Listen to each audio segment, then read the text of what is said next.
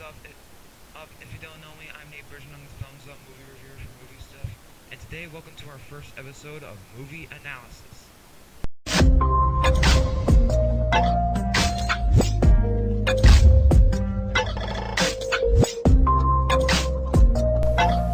know what this is a new show where we take a question about movies and we basically analyze it and we answer the question. So today's question is, do the Hobbit movies suck?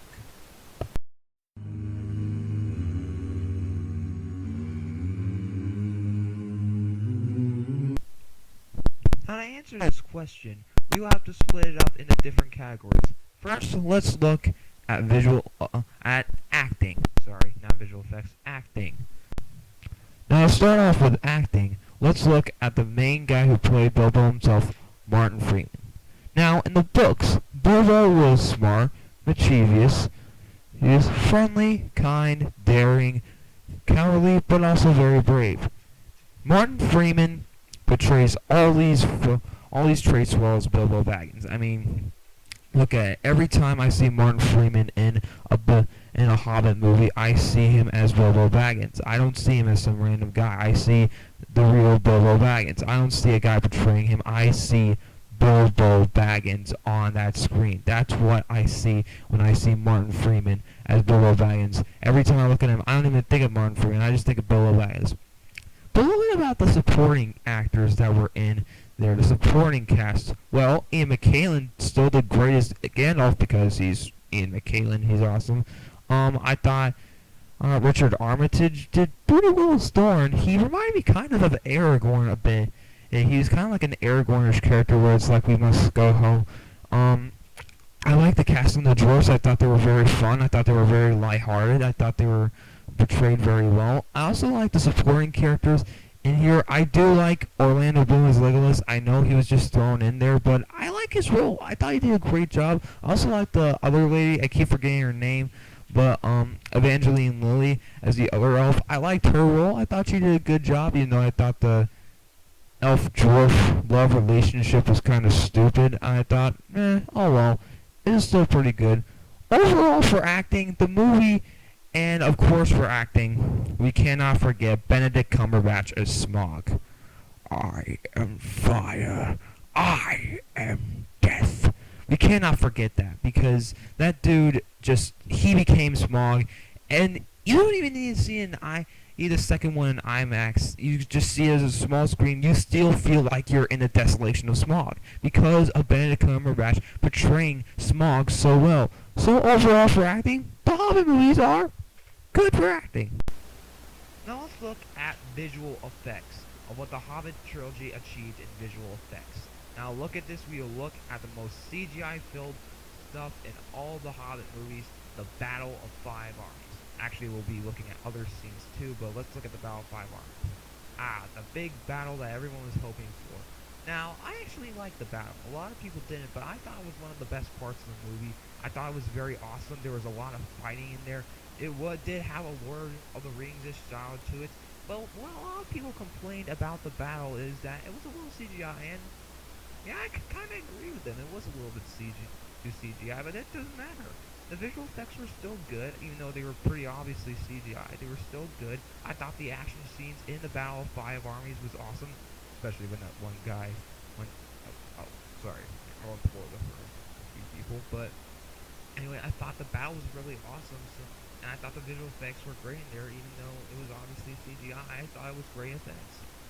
But what about the other movies in there for visual effects?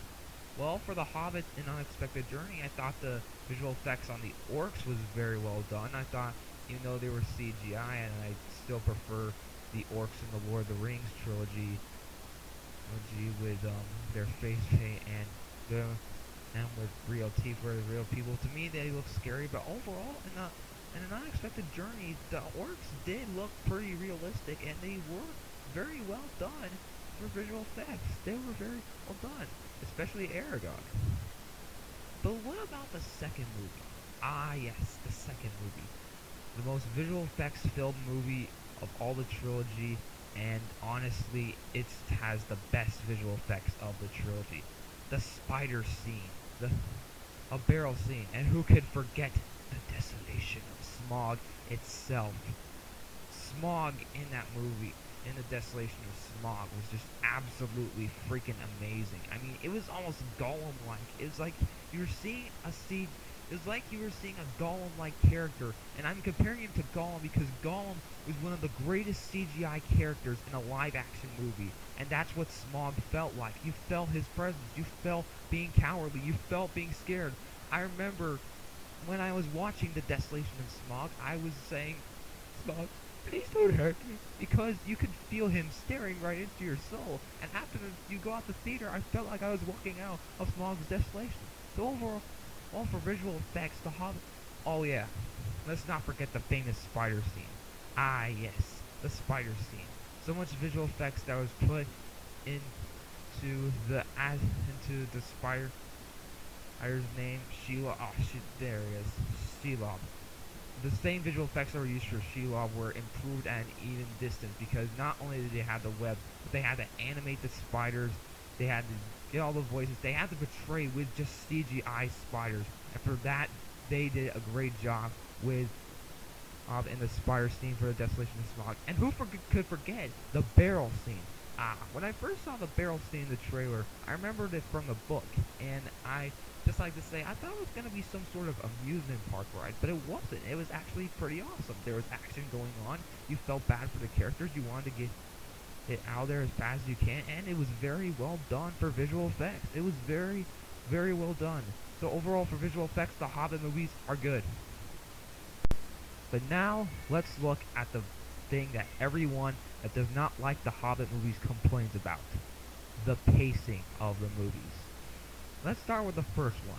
The first one was very, very slow paced. That was my main problem with the first one, was that it was very well paced. Although the cinematography was beautiful, it's just that it was so freaking slow paced. I'm like, okay, yeah, the cinematography of New Zealand is beautiful, but where's the action?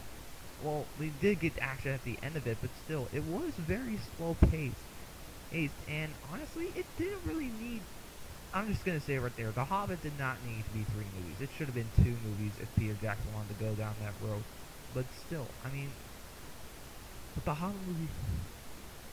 But let's now, and that was my main problem. An unexpected journey out of all the 3 movies was the slowest pace of the one. But let's look at the second one. The second one. The same amount of time of the first movie, yet it was more fast-paced than the first movie. It was because the Desolation of Smog, what it achieved was that it had more action and more fast-paced action. You cared about the characters, you cared about the storyline, you cared about Lake Town. Smog, of course Smog. The Smog was the best part, and it was so freaking fast-paced that when I walked out, I didn't feel like I watched a 3-hour movie. Now let's look at the third one, the shortest of the Hobbit movies. Now this one, I'll admit, was pretty slow. It wasn't as slow as the first one, but it wasn't as fast as the second one. But that's just kind of laughable because it was the shortest of all the 3 movies. The reason why is because, well, I mean, it had all these sort of storylines going on. They had this dragon fever type thing, but overall, I mean, the battle of the 5 armies, it was slow paced, not as slow paced as the first one, but overall, it was very slow paced. Wasn't as fast paced as the second one. So overall, first one was slow paced. Second one was fast paced. Third one was a bit in the middle. Hobbit movies are, for pacing, are, okay. Now let's look at the final factor to conclude all of our factors in the Hobbit trilogy. This one is the story.